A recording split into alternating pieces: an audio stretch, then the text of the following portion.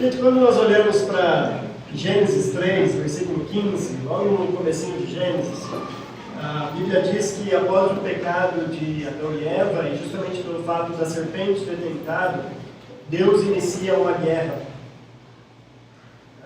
Deus inicia uma grande batalha naquele versículo. O versículo diz, Deus falando, porém, inimizade, falando para a serpente, entre ti e a mulher, e entre a tua descendência e a descendência dela. E este, o descendente da mulher, vai ferir a cabeça. Nós sabemos a profecia e o final dessa história. Mas o que passa desapercebido ali é o fato do próprio Deus ser o iniciador desta inimizade, desta batalha. A Bíblia diz, Deus dizendo ali, porém entre ti e a mulher uma inimizade. Porém inimizade entre ti e a mulher. Foi Deus então que inicia tudo isso. E quando nós olhamos ao longo das Escrituras, há uma característica marcante que perpassa toda a Bíblia e extrapola as Escrituras na história da igreja, que é o caráter bélico ou beligerante do cristianismo. Há um caráter de batalha do cristianismo. Isso é visto logo no capítulo 4 de Gênesis, quando há dois filhos, um descendente da mulher e outro da serpente. E eles estão numa inimizade tão grande que um chega a matar o outro. Logicamente, filho da serpente tentando eliminar a descendência da mulher para que não viesse o descendente. Mas se você fizer uma leitura atenta nas Escrituras, raras são as ocasiões em que o povo de Deus esteve tranquilo. Talvez no auge ali de Salomão, desfrutando de paz depois de Davi ter conquistado bastante coisa, mas fora estes momentos, é muito raro isso. Nós lembramos, por exemplo, o próprio Abraão entrando em guerra para salvar o seu sobrinho Ló. Nós lembramos de Moisés ali em batalhas, em guerras contra os egípcios e depois contra o Josué, contra os cananeus, para fazer a conquista da terra prometida. Nós lembramos dos juízes, que impressionante, eles lutavam contra os filisteus, mas os filisteus não saíam ali do pé deles, É o livro de Juízes inteiro, praticamente com o mesmo inimigo que eram os filisteus. Claro que existiam outros povos ali, mas é impressionante como eles estavam sempre ali enfrentando os filisteus. Nós temos Elias enfrentando os profetas de Baal, nós temos Eliseu, enfim. Você pega toda a história do Antigo Testamento, a história do Antigo Testamento é marcada por um grande conflito. Quando nós chegamos no Novo Testamento, isso não muda. O conflito continua. Embora, claro, nós não temos mais soldados ali, guerreiros pegando em armas, mas nós vemos um Cristo, por exemplo, que entra em combate, em conflito contra os fariseus, que entra em combate contra os hipócritas, os mestres da lei, os religiosos da época, e ele está sempre confrontando a fé deles, sempre acusando-os e colocando dentro da cara, falando assim, são uma raça de víboras. Nós olhamos os apóstolos também, sempre combatendo falsas heresias, combatendo principalmente o gnosticismo, como nós vimos na carta de 1 João, que estudamos no começo desse semestre. Nós olhamos os pais da igreja, quantas heresias, o arianismo, o pelagianismo, e tantas outras heresias lá, Eutiques, condenado, enfim, vários ali, Nestório, são todos hereges no começo. A igreja sempre teve que defender a fé cristã e batalhar contra essa pureza. E no dia 31 de outubro nós comemoramos o aniversário da Reforma Protestante. E como era de se esperar, o Reforma Protestante foi mais um destes movimentos da história que só mostrou este caráter bélico do cristianismo. Quando Lutero, então, colocou 95 teses na porta da Catedral de Wittenberg, lá na Alemanha, ele estava iniciando uma verdadeira batalha. Batalha essa que ele ficou até que ser refugiado e escorado ali por um rei, e fingir um negócio ali para tentar esconder ele, porque ele estava correndo perigo de morte. E quando você olha os outros reformadores nos outros lugares também, é a mesma coisa. Teve uns que até tiveram que fugir da Inglaterra e ir para os Estados Unidos, fundaram a Nova Inglaterra, nos Estados Unidos, porque eles estavam sendo perseguidos ali. E o caráter mesmo do cristianismo é sempre esse caráter de guerra, porque foi Deus que colocou isso. Bom, depois nós vamos falar um pouco dos nossos tempos também. E o que eu queria analisar com vocês é talvez uma das cartas de Paulo em que ele mais deixa claro esta batalha do cristianismo. Abram lá em Colossenses. Colossenses, nós vamos ver rapidamente alguns versículos do capítulo 2, mas a nossa análise mesmo será no capítulo 1 de Colossenses. Abram lá em Colossenses, capítulo 2.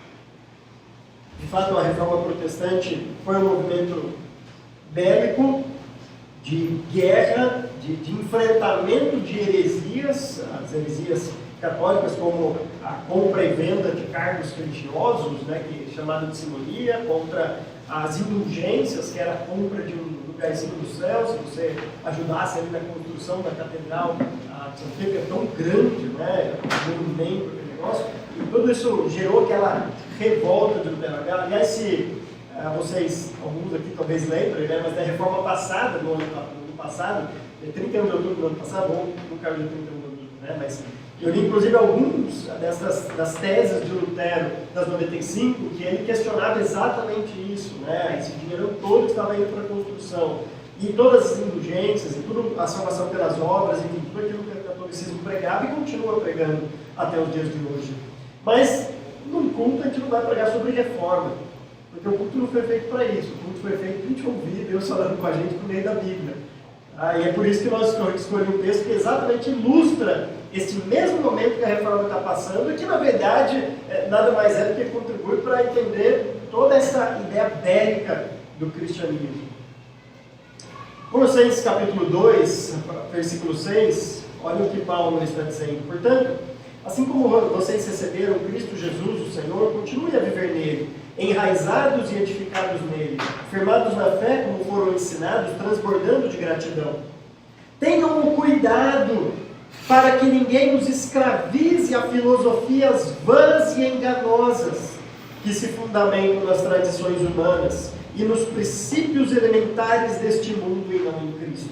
Perceba como Paulo, então, aqui está enfrentando filosofias humanas. Muito provavelmente, embora não exclusivamente, como a gente vai ver, ele tem em mente aqui esse gnosticismo que já estava no primeiro século, meio que embrionário ali, como nós vimos em 1 João. Lá eu expliquei exatamente o que era, não vou fazer isso aqui nessa mensagem, mas era uma heresia que estava entrando primeiramente no judaísmo e depois ganhou corpo também no cristianismo, a ponto de muita gente ser seduzido por essa filosofia humana que estava escravizando as pessoas. Se você olhar um pouquinho mais para frente, no versículo 16, Paulo vai dizer, portanto, não permitam que ninguém os julgue pelo que vocês comem ou bebem, ou com relação a alguma festividade religiosa, ou a celebração das luas novas, ou dos dias de sábado. Vê-se claramente aqui Paulo combatendo o judaísmo, ou pelo menos aquele cristianismo judaizante, aqueles cristãos que queriam voltar para práticas do Antigo Testamento. Assim como o autor de Hebreus, por exemplo, vai também lutar contra isso. Mas as pessoas que diziam que você tinha que comer o que não tinha que comer. Você tinha que seguir a dieta do judeu para ser um cristão. Então, você não podia comer carne de porco, você não podia comer carne lá com sangue, você não podia beber algumas bebidas. Você tinha que respeitar um calendário judaico, com as festividades, com a lua nova, com todo aquele calendário judaico também. E Paulo vai combatendo essa carta dizendo que não estamos mais sujeitos a isso.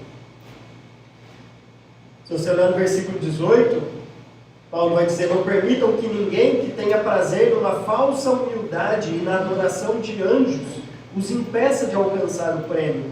Tal pessoa conta detalhadamente suas visões, e sua mente carnal a torna orgulhosa. Não só o gnosticismo e o judaísmo entrando na igreja, mas um certo misticismo aqui também. Paulo combate esse misticismo de pessoas que estavam adorando anjos, de pessoas que contavam suas visões. Sabe aquela pessoa meio mística que junta cristianismo com um monte de visão, com um monte de coisa que você nem sabe mais o que a pessoa está falando, está crendo? E Paulo falou assim, essas pessoas cantam com um orgulho tão grande suas visões, seus sonhos, porque acham que estão mais próximos de Deus do que qualquer outro mortal, e só ele tem aquele acesso íntimo, a ponto de praticamente calar a nossa boca, dizendo assim, você vem com a Bíblia, mas Deus fala comigo face a face. Das minhas visões, dos meus sonhos, das minhas alucinações, podemos dizer isso.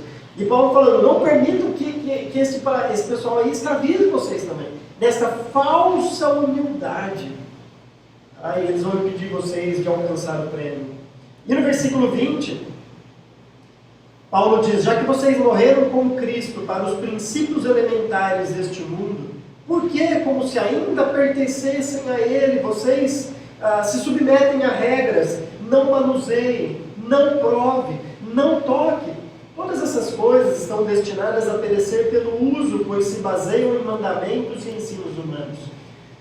Esse ascetismo que também estava entrando na igreja, algumas pessoas dizendo que para você ser cristão, você não podia tocar em algumas coisas, manusear algumas coisas, sabe aquela vida de um ermitão, né, de um monge isolado, sem contato com a sociedade e aquilo que era cristianismo. As pessoas diziam, por exemplo, que nem casamento a pessoa podia contrair. Você não pode casar, você não pode ter prazer, você não pode nada. É o extremo do ascetismo, de você viver isolado, que é a vida cristã. Olha o contexto de Colossenses. O contexto da carta de Colossenses é Paulo enfrentando essas 4 grandes heresias entrando na igreja. Olha o tamanho da luta, da batalha que Paulo tinha que ter. Então ele estava enfrentando um misticismo ali, de pessoas que adoravam anjos. Ele estava enfrentando um gnosticismo, entrando naquela filosofia grega. Ele estava enfrentando os judaizantes ali, tentando voltar para o judaísmo. E ele estava enfrentando aqueles que eram ascetas, que diziam que, para você ser cristão, você tem que se isolar de todos os prazeres deste mundo. Alguns grupos daquela época ligavam 2 ou 3 desses. Isso era muito comum. Era um judeu gnóstico, era um gnóstico asceta, enfim, tinha a mistura desses dois. Mas aqui Paulo está mostrando como esses 4 perigos podem afrontar a igreja e o problema que isso pode trazer para a igreja. Diante disso, qual seria a solução de Paulo para tudo isso? Como que nós combateríamos heresias como essa? Aliás, hoje, a igreja continua sendo uma igreja bélica, uma igreja beligerante. Nós continuamos a enfrentar algumas coisas. Talvez você não conheça nenhum gnóstico. Talvez você não conheça, bom, místico é mais comum. Esses místicos aí tem hoje, né? Mas talvez você conheça pessoas que defendem o universalismo. E no final tudo vai ser salvo mesmo. Deus não é pai de todo mundo. Eu também sou filho de Deus, as pessoas dizem, né? Talvez você pense naqueles que são mais ecumênicos. O que importa é crer em alguma coisa. Sim, a crer. Talvez você conheça aqueles que tentam misturar um pouco de cristianismo com outros tipos de religião, um cristão espírita, ou enfim, tem diversas misturas. Hoje você vê por aí, você nem sabe mais o que a pessoa crê. Você entra na casa de alguém e começa a ver quadros, imagens, você imagina que ele vai lá e fala, eu sou cristão, vou na igreja tal. Você fala, como assim? É uma mistura, um sincretismo, uma coisa meio que você nem sabe mais o que você está, com quem você está falando ali. Fora aqueles as pseudo-teologias, né, de teologia queer, de homossexual, teologia negra, teologia da mulher, teologia feminista, teologia das minorias, tem tantas teologias que você imaginar. Pessoas que vão ler a Bíblia achando que a Bíblia fala do grupo deles. Então, a Bíblia é uma Bíblia que busca a justiça social. A Bíblia é a Bíblia que trata da opressão do homem para a mulher. A Bíblia é a Bíblia que trata... E não tem a mensagem da Bíblia. Essas famosas teologias progressistas que você tem por aí. Perceba que o nosso problema era o problema de Paulo, era o problema da reforma, era o problema desde que Deus colocou uma inimizade em Gênesis 3 e 15. A questão é como que a gente resolve tudo isso? Como que a gente combate essas heresias? Como que nós damos continuidade com esse caráter bélico? É diferente do Antigo Testamento, você não vai pegar em armas para sacrificar alguém por aí. Aliás, se você olhar para Gênesis 3 e 15, a solução desta inimizade foi dada por Deus. Deus disse, e este, um descendente da mulher, vai pisar a sua cabeça. Cristo sempre foi a solução para estas batalhas, para esses enfrentamentos no povo de Deus, quer seja no Antigo Testamento ou no Novo e depois na história da igreja. E Paulo faz exatamente isso. Se você olhar no capítulo 1, Paulo segue esse padrão. E combatendo tudo isso, ele exalta o que a reforma fez, solos Cristos. Uma das bandeiras, das 5 bandeiras levantadas pela Reforma Protestante, além de sola gratia, sola fide, a sola deo gloria, a sola escritura, é também solos Christus, somente Cristo e nada mais. Somente a graça, somente a fé, somente as escrituras, tudo para a glória de Deus, mas no meio disso tudo tem os solos Cristos, levantando a bandeira de que somente Cristo é a solução, a redenção para todas as coisas. Isso desde Gênesis 3:15, o descendente da mulher, até Apocalipse, até o final de todas as coisas. E Paulo segue essa mesma linha. Ele diz assim, então, a partir do versículo 15, eu vou ler todo o texto para vocês, até o versículo 20, e é esse texto que nós estamos a abordar, como Paulo trata a pessoa de Cristo para enfrentar estas heresias. Então, Paulo diz assim, ele é a imagem do Deus invisível, o primogênito de toda a criação, pois nele foram criadas todas as coisas, nos céus e na terra, as visíveis e as invisíveis, sejam tronos ou soberanias, poderes ou autoridades. Todas as coisas foram criadas por Ele e para Ele. Ele é antes de todas as coisas e nele tudo subsiste. Ele é a cabeça do corpo, que é a igreja. É o princípio e o primogênito dentre os mortos, para que em tudo, para combater estas heresias. Então, muito mais do que um grande hino de exaltação, né, uma poesia de exaltação a Cristo, é na verdade uma grande teologia de quem é Cristo, para por meio disso enfrentar estas heresias. E como Paulo apresenta Cristo aqui, e por que ele faz isso? Descarrada, não vi uma imagem muito boa na minha cabeça, então eu tentava entender, mas o pessoal falava isso. Então essa aqui é a imagem, é o copo cuspido descarrada, isso daí. Quer dizer assim, ó, isso aqui é ele aqui, praticamente. É essa pessoa. Só que quando a gente fala isso, nós estamos falando de 2 seres distintos em que um lembra o outro. Paulo não está falando disso. Paulo não está olhando para Cristo falando assim, ó, está aqui, Cristo, quando eu olho para ele, me lembra de Deus. Não, Paulo está falando mais do que isso. Paulo está falando, Deus é invisível, mas tem alguém, que é o Filho de Deus, que quando você olha para ele, você vê o próprio Deus. Você conhece o próprio Deus ao olhar para o Deus encarnado, que revela aquele que é invisível. Um dos textos mais legais que eu acho da caminhada de Cristo aqui é quando Felipe, né, chega para Jesus e fala assim, Jesus, mostra-nos o Pai, isso nos bastará.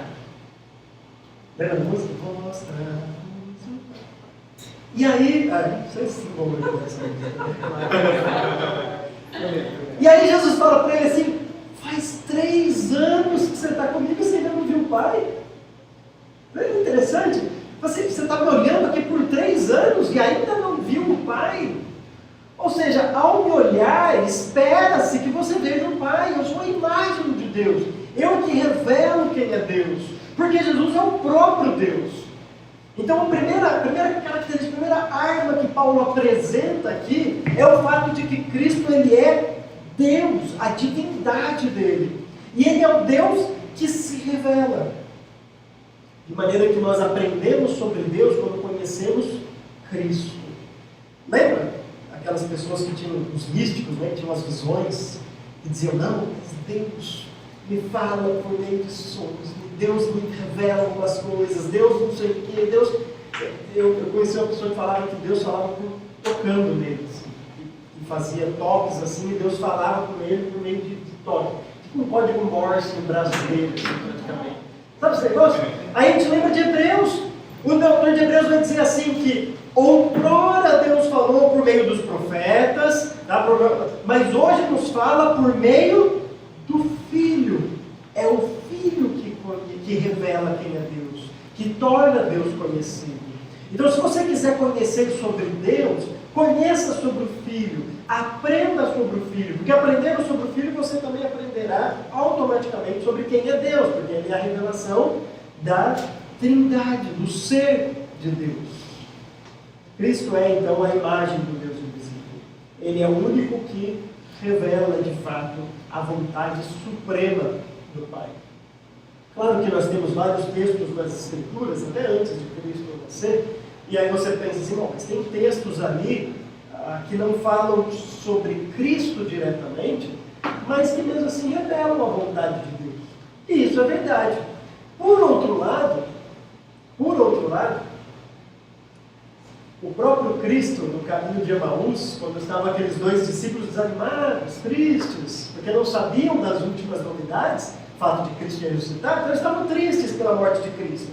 E aí eles caminhando de cabeça baixa, aí o texto diz que Cristo começou a mostrar para eles todo o Antigo Testamento, mostrando como o Antigo Testamento apontava para o próprio Cristo. É como se estivesse falando assim, vocês até moram ler o Antigo Testamento e esqueceram de colocar a pecinha que faltava ali. Que faz todo sentido no Antigo Testamento quando você entende o Antigo Testamento apontando para Cristo. Ou seja, os textos antes de Cristo falam sobre ele, os textos depois de Cristo falam sobre ele, os evangelhos falam sobre Cristo, de maneira que a grande mensagem das Escrituras é o descendente da serpente prometido, que veio, morreu, ressuscitou e que um dia vai voltar. As Escrituras falam sobre Cristo, e por meio de Cristo nós conhecemos mais sobre quem é Deus. Agora, não é só a identidade, a divindade de Cristo. Olha o que Paulo vai dizer aqui, continuando. Ele é o primogênito de toda a criação. Pois nele foram criadas todas as coisas do céu, da terra, visíveis e invisíveis, sejam tronos ou soberanias, poderes ou autoridades. Todas as coisas foram criadas por ele e para ele. Paulo está dizendo, então, também do direito que Cristo tem.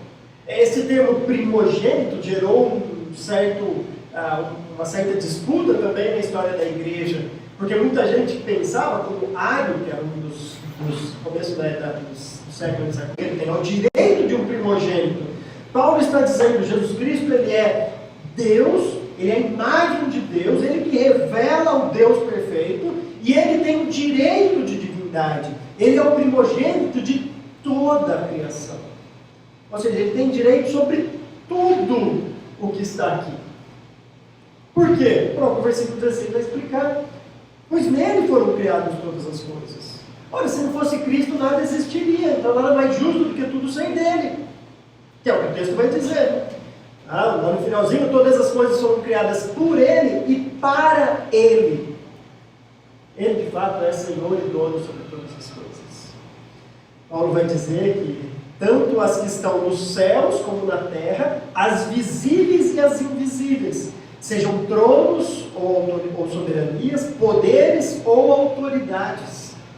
Então você pode entender isso, e de fato há uma disputa dentro dos teólogos, se isso Paulo está se referindo aos poderes e autoridades deste mundo invisível, como se fossem os anjos e os demônios e toda essa questão espiritual, porque de fato potestade, autoridade, às vezes é usado na Bíblia para isso, ou também Paulo pode estar dizendo daqueles poderes que existem. Tem que lembrar que o contexto aqui de Colossenses são pessoas debaixo do Império Romano que se diziam a autoridade final sobre todas as coisas. E Paulo está dizendo essas autoridades que se colocam aí, esses conceitos invisíveis de trono, de autoridade, de soberania, na verdade tudo isso é sujeito a um grande Deus, o próprio Cristo. De modo que em Romanos ele vai dizer que alguém só tem autoridade porque o próprio Deus coloca a pessoa lá. Ou seja, as coisas visíveis que você consegue ver, as coisas invisíveis que você não consegue ver, tudo está sujeito a Cristo. A Ele pertencem todas as coisas. As visíveis talvez seja mais fácil de nós identificarmos, porque nós vemos. Mas pensa naquilo que você não vê. Pensa, por exemplo, em conceitos. Conceitos como beleza. O nosso mundo pós-moderno tenta mostrar que, na verdade, tudo é belo, que, na verdade, tudo é aceito, tudo é válido, não é mais padrão, por exemplo, para as artes. Você pode, enfim, fazer o que você quiser. Aí olha as artes hoje como está. Você dá vontade de visitar algum museu argentino, né? Alguma galeria de arte. É uns bagunço, né? O cara põe um vaso sanitário ali e fala, isso aqui é uma arte. Né? O cara põe leite em ela. É fruto de um mundo que tirou Deus e este padrão de proporcionalidade, de beleza, de modo que se tudo é belo e não existe mais o feio, não existe também o belo. Porque o belo só existe quando tem o feio. Se você for falar, já é bonito, isso aqui não é bonito. Se tudo é bonito, não tem mais beleza. Agora, tem esses conceitos abstratos para a gente, justiça, beleza, todas essas coisas, na verdade, eles estão sob o domínio de Cristo. E é Cristo quem define estas coisas, porque é Ele que criou estas coisas. Sejam tronos, soberanias, poderes, autoridades, todas as coisas foram criadas por Ele e para Ele. Pode parecer meio egoísta, à primeira instância, pensar que alguém vai criar alguma coisa para si mesmo, para o seu benefício. Mas lembra que nós estamos aqui falando sobre o próprio Deus, que não precisava criar nada dessas coisas, que não tinha a obrigação de criar nada, que se quisesse, podia ficar por todos os séculos da eternidade, como era no princípio lá em Gênesis. Aliás, antes, não porque não tinha tempo, mas assim, podia ficar simplesmente Deus existindo. Mas por sua graça e misericórdia, Ele disse: vamos criar um negocinho rapidinho, vamos criar um universo, vamos criar um mundo, vamos criar um ser humano. Para quê? Para a própria glória de Deus. Tudo foi criado por Ele e para Ele, para de alguma forma esta criação glorificar o nome de Cristo. Versículo 17, ele é antes de todas as coisas, e nele tudo subsiste. Ou seja, tudo ainda existe por causa da pessoa de Cristo. Agora, desde que o pecado entrou no mundo, nós sabemos que o mundo vem de mal a pior. Isso até a física reconhece como a lei da entropia. As coisas vão se deteriorando. Deixe seu quarto lá trancado por um mês, volta lá para você ver como está. Deixe seu carro paradinho ali, que você vai ver. Daqui 10 anos você tem um carro zerinho, e as coisas melhoram. As coisas pioram, nós sabemos disso. Tudo piora. Tudo vai piorando, tudo vai piorando. Você vai ver você daqui 50 anos. Vai chegar daqui 5 anos e você vai dizer: como eu melhorei? Sabe quando você começa a acordar com dor nas costas? Você fala assim: eita, o negócio está tão difícil, né? Você nem sabe o que aconteceu, sei lá, parece que você brigou com alguém à noite. Porque você acorda todo dolorido. O que aconteceu? Eu dormi bem, acordei com dor. Né? Porque é normal, o tempo vai passando. Então as coisas vão piorando. Aí a gente pensa: por que então que desde Gênesis 3, por exemplo, o salário do pecado é a morte? Por que então que desde Gênesis 3 todo mundo que nasce já não nasce morto por causa do pecado? Por que as coisas então, essa lei da entropia não destrói todas as coisas com a força do pecado? Por que tudo isso não acontece? Porque Cristo de alguma maneira ainda sustenta todas essas coisas. Nele tudo subsiste. É por causa dele que as coisas ainda... o caos não acontece. Ele ainda está sustentando todas as coisas. Quando ele falar assim: agora pode descer o caos, aí a gente vai ver o que vai acontecer nesse mundo. Mas vai ser um pouquinho mais para frente, não vai ser agora. Mas ele ainda sustenta, porque ele é antes de todas as coisas. Agora, é claro, Paulo aqui está escrevendo para uma igreja. O objetivo principal dele vem agora. É como se Paulo estivesse usando o argumento do maior para o menor. Sabe quando você dá um argumento maior, prova o seu ponto, e aí as pessoas falam: de fato, Cristo tem autoridade sobre toda a criação. Quando você entende essa premissa de Paulo, aí Paulo vai falar: bom, agora eu vou chegar onde eu quero chegar. Porque eu estou preocupado só se Cristo tem autoridade sobre toda a criação. Nós temos uma igreja, isso é importante para a gente de alguma maneira, claro. Mas o que vem depois é o ponto realmente de Paulo. Ele diz: ele é o cabeça do corpo, que é a igreja. É como se Paulo estivesse dizendo: você concordou que Cristo é Senhor de toda a criação? A igreja faz parte da criação. Logo, do maior para o menor. Se Cristo é Senhor sobre todas as coisas, então Ele é também para a igreja. Agora veja que todas aquelas heresias, e todas as heresias ao longo do tempo, querem sempre interferir no que a igreja crê. No que a igreja pode ou não pode fazer. De como a igreja deveria pensar. De modo que se você falar para alguém hoje: você não é salvo por aquilo que você crê. Você é um intolerante, onde já se viu. Mas ele pode pensar que ele é salvo. Ele pode pensar sobre, mas você não pode pensar sobre. É sempre tentando ditar como a igreja deve funcionar, como a igreja deve pensar, e heresias tentando entrar na igreja. Você pensou, por que essas heresias, esse gnosticismo, assim, não cria uma religião só e fica lá no cantinho? Não, é sempre tentando atrapalhar o cristianismo. Por quê? Porque isso não é uma batalha só de homens. Isso transcende essa batalha nossa aqui. Isso é o reflexo de Gênesis 3 e 15, a inimizade entre a serpente, a descendência da serpente, a descendência da mulher. Isso transcende meros mortais como nós. Agora, se Paulo está dizendo que Cristo é o cabeça do corpo que é a igreja, a cabeça é quem manda. É Ele que decide como a igreja vai ser. Não somos nós. Então vem essas heresias. O que geralmente acontece na história da igreja? Geralmente acontece isso. Vem uma heresia, de bate-pronto as pessoas se recusam e falam assim, não, isso não. Isso não. E aí segura. Aí vai passando um tempo, chega uma segunda geração e fala assim, tá tudo não, mas isso daqui é legalzinho, por que não?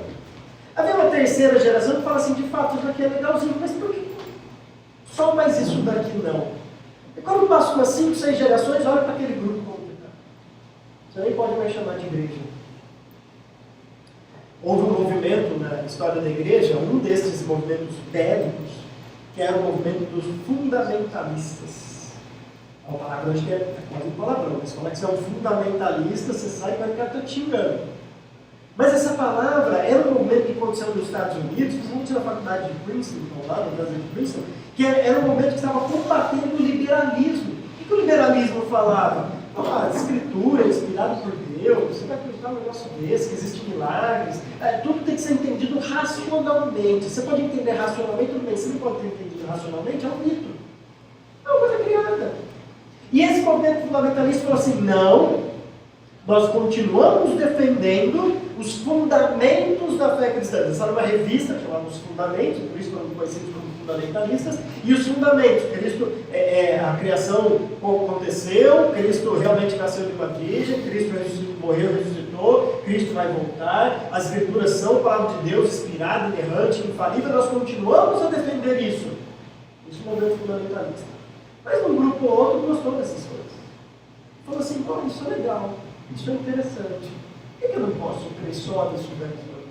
Por que até que esses dias eu fui visitar uma igreja, e conversando com um dos líderes ali dessa igreja, ele falou assim para mim, eu estava numa das nossas igrejas, dos irmãos, lá em Vitória, né, ele falando de uma outra igreja, ele falou assim, e eu cheguei numa dessa igreja, a pessoa falando que, na verdade, o milagre da multiplicação dos pães não foi de fato um milagre assim, foi um milagre da generosidade. As pessoas, vendo a generosidade do menininho, começaram também a desprender das suas coisas. Aí eu falo, ó, se todo mundo desprendeu, todo mundo comeu o que tinha no bolso, não desprendeu para ninguém. Né? Aliás, por que o pessoal estava assim, perdido por uma coisa, se ele estava com fome, ele podia comer o que tinha no bolso, né? Não faz sentido nenhum isso daí, né? Mas o que é isso? É uma pessoa dizendo assim, milagres não existem, porque não encaixa na nossa racionalidade. Aí a gente fala assim, não, mas daí é coisa de alemão do século XVIII, né? Esses caras assim, meio liberais. Aí, pregadores, que até então acreditavam na fé, assim, mas isso daqui eu achei interessante, isso daqui eu achei legalzinho. Vai nessa igreja daqui 20, 30 anos, você vê. Se você ainda chamar de igreja, você tem um conceito muito amplo do que é igreja, de fato. Então o que Paulo está batendo na tecla é que não são os judaizantes que vão dizer como deve ser a igreja, não são os místicos que devem dizer como deve ser o cristianismo, não são os ascetas que vão dizer, não é o gnosticismo que vai dizer, não é o liberalismo que vai dizer, não é o catolicismo que vai dizer, não é homem nenhum, não é autoridade nenhuma, ninguém pode bater no peito e reivindicar, eu sei como funciona a igreja, somente o cabeça dela, Cristo, que deve dizer como funciona a igreja. Ele então é o cabeça do corpo que é a igreja. Ou seja, em primeiro lugar, então, no versículo 15, lá no comecinho, Paulo mostrou a divindade de Cristo, ele é a imagem do Deus invisível. Depois Paulo mostrou a autoridade que Cristo tem sobre todas as coisas, mas claro, o ponto dele é a autoridade que ele tem sobre a igreja. É Cristo que decide como a gente é cristão. Ele que decide essas coisas. Terceira arma de Paulo, ele continua assim no versículo 18, a segunda parte do versículo. Ele é o princípio e o primogênito dentre os mortos, para que em tudo tenha a supremacia, pois foi do agrado de Deus que nele habitasse toda a plenitude e por meio dele reconciliasse consigo todas as coisas, tanto as que estão na terra quanto as que estão nos céus, estabelecendo a paz pelo seu sangue derramado na cruz. Paulo, então, a primeira arma dele contra estas heresias é a divindade de Cristo, quem ele é, a imagem do Deus invisível. Depois, a autoridade que Cristo tem sobre todas as coisas, especialmente sobre a igreja. E depois, o que Cristo fez. Porque foi do agrado de Deus que a reconciliação, a redenção acontecesse na pessoa de Cristo Jesus. Por isso que ele é o princípio e o primogênito dentre os mortos, para que em tudo tenha a supremacia. Outra vez na sua versão tem aí a palavra primazia, o que literalmente esse termo grego significa mantivesse o primeiro lugar.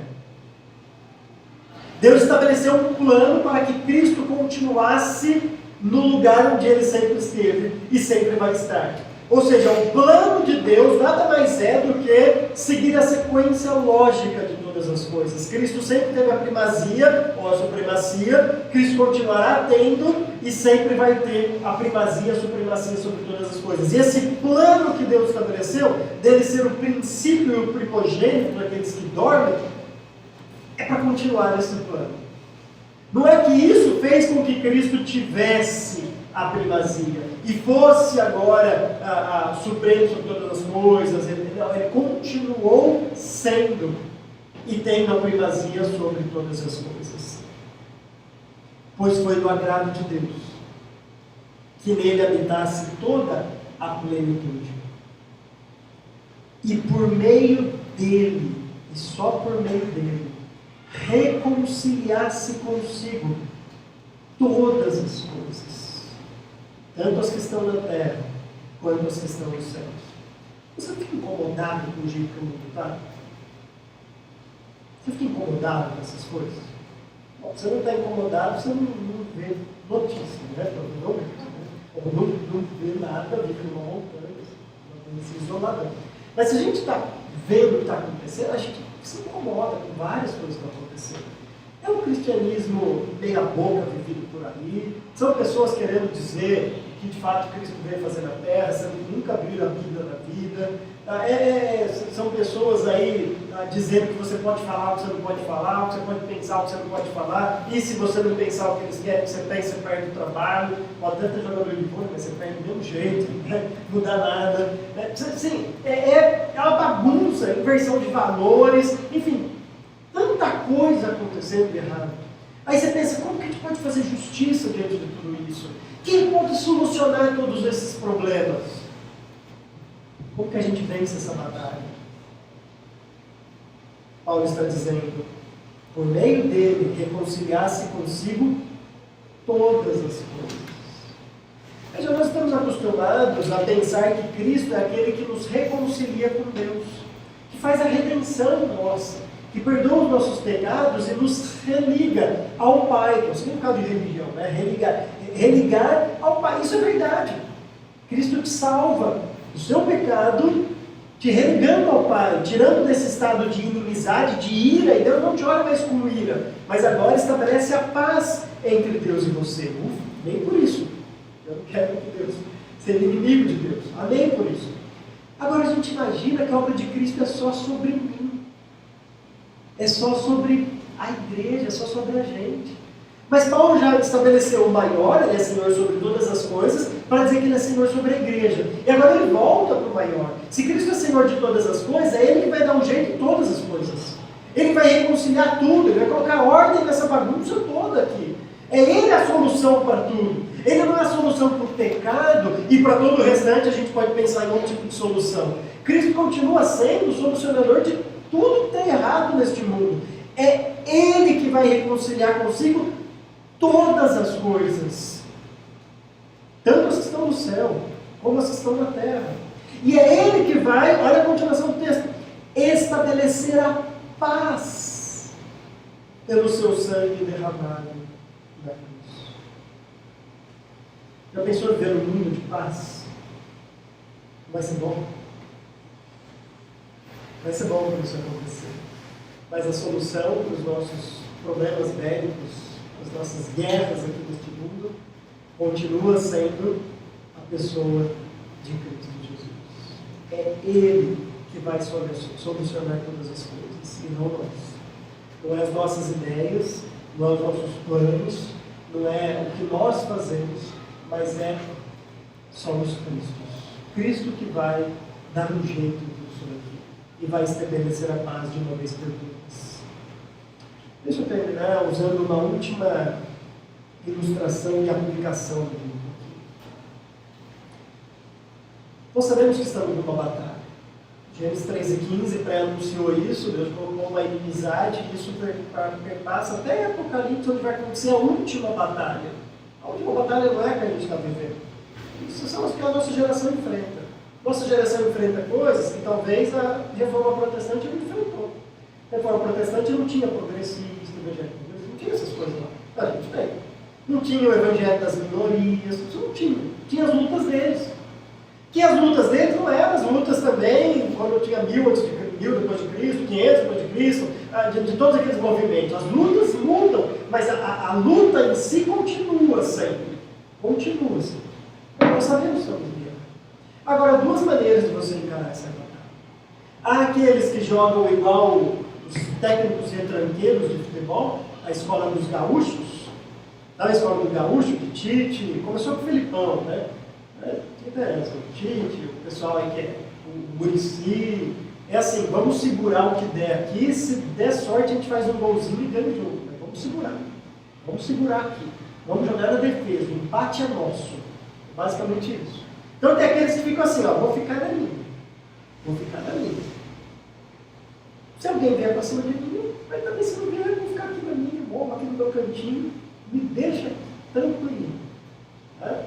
Lembra que o pessoal falava, né? Morrer do lado de um barranco para não ter nem trabalho de cair. Vou ficar tranquilinho, né? Tem sim, onde é que você vai pensar?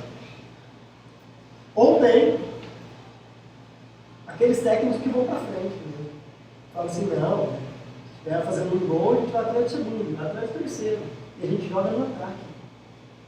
Quando a gente olha para as escrituras, e quando a gente olha para a vida dessas pessoas, imagine Lutero, com as suas 95 teses, falando assim, bom, agora eu vou guardar as 95 teses aqui na minha gavetinha, se um dia eu tiver que usar, está aqui. Vai lá e prega na porta da igreja, que todo ano passado ele ia.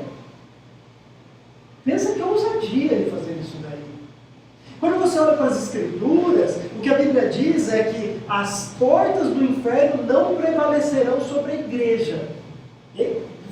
Qual a imagem que te vem à mente quando ouve um versículo como esse? As portas do inferno não prevalecerão sobre a igreja.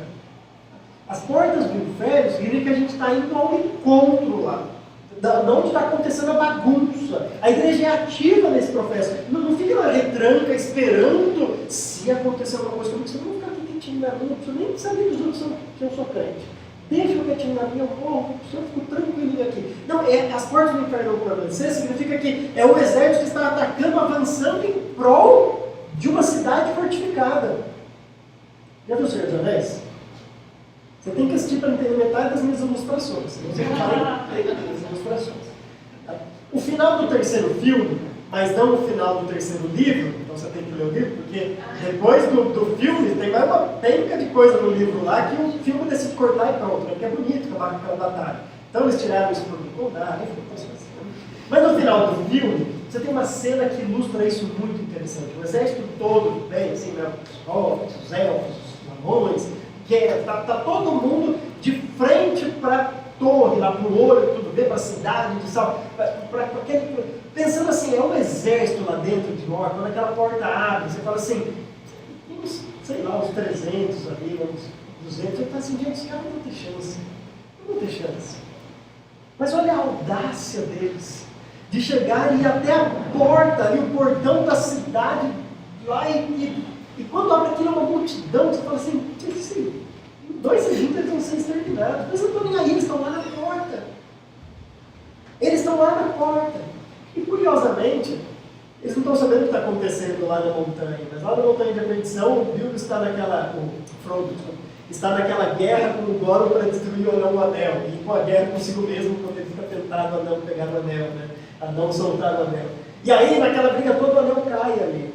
E assim que cai aquele exército pequeno ali, na frente da porta, vê tudo ao seu redor demolindo, eles ficam no único pedaço de terra que sobra. É mais ou menos isso. A gente pensa na igreja e fala assim, ó, quer dizer que eu tenho que ir lá e falar, mas eu vou ser cancelado, vão pisar, vão falar que eu sou intolerante. É uma batalha perdida, porque olha quanto cristão você tem no mundo, e olha quanta heresia que tem, olha quantas pessoas pensando o contrário, olha tudo que pode acontecer comigo, é uma batalha perdida, você pensa. Quem sou eu para falar alguma coisa? Depois você pegar a biografia de Lutero, ver quantas crises internas, eu tenho uma aqui no mensagem, muito bom, se quiser, parece para ler, cativo a palavra, quantas lutas internas Lutero tinha de pensar assim, o que eu estou fazendo? Será que assim, que loucura que eu estou fazendo? Enfrentando toda uma igreja institucionalizada, enorme, e eu estou lá, batendo de frente com esse povo aí. Uma pessoa, depois ele descobre que tinha outros, e até em outros países, incomodados como ele estava, né? Mas todo aquele incômodo dele, olhando para a gente, é uma batalha perdida. Mas isso não significa que você tem que se isentar dessa batalha e ficar na retranca. Pelo contrário, nós temos que ir para a batalha, sabendo que quando você acha que está quase perdendo, Cristo destrói o mal de uma vez por todas. E nós então temos a vitória. É isso que o versículo diz quando ele fala que as portas do inferno não prevalecerão sobre a igreja. Eu espero então que de fato você tenha entendido o seu papel nesta batalha. E lembre-se de duas coisas. Primeiro, a batalha só é vencida com solos Cristos. O que nós temos que fazer é continuar pregando Cristo, o Evangelho, a loucura das pessoas. A loucura da cruz, essa mensagem mesmo. É continuar pregando o Evangelho verdadeiro, pregando a pessoa de Cristo. É isso que continuamos fazendo. É levantando essa bandeira, porque é isso que vai restabelecer a paz. É a pessoa de Cristo, é a obra de Cristo na cruz que vai restabelecer a paz. E o segundo desafio para você é, ao pregar Cristo, não fique na retranca, mas ativamente fale de Cristo para as pessoas. Eu sei que vai incomodar. Eu sei que isso não vai ser aceito nos ouvidos sempre com aquela alegria, porque nós temos uma batalha, mas nós temos que fazer como igreja. E o mais interessante de tudo é que vez ou outra você vai encontrar alguém que vai querer lutar junto com você na batalha. E aí isso é uma alegria para nós. Que Deus nos ajude, então, nos dê coragem para batalhar como Ele deseja. Amém?